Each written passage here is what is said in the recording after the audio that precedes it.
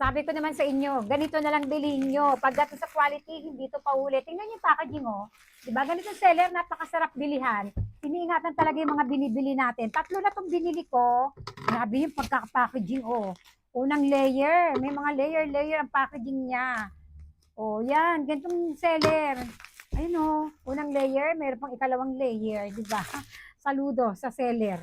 Ayan na. Tatlo na talaga binili ko. O, tingnan nyo. Home gallery to. Kung napansin nyo, nahihilig ako sa mga ganito. Meron naman sa mall. Kaya lang, mas ano kasi rito, mas tawag dito, may discount, may mga pa-promo. Mahal kasi sa mall. Kasi nga may pwesto sila binabayaran. O, tatlo. Nung nakaraan binili ko kulay blue. Ngayon naman, ano ba to? Brown gray. Ayan o. Ang ganda. Iba kasi talaga ang quality nito.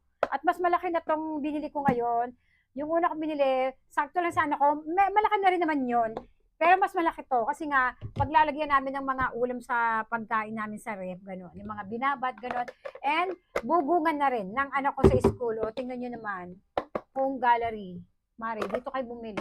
Ang ganda ng plastic talaga ng home gallery, oh. 'Di ba? Talagang hindi papahuli. Hindi to nangangamoy. Madali lang din linisan. Meron kasi ako nabili nangangamoy. Naiiwan ba yung amoy sa ano sa dito sa lagayan? At least ito hindi. O mari. O yan o, ganda ilagay sa rep, 'di ba? Dito kayo, at least dito yung quality alam na natin.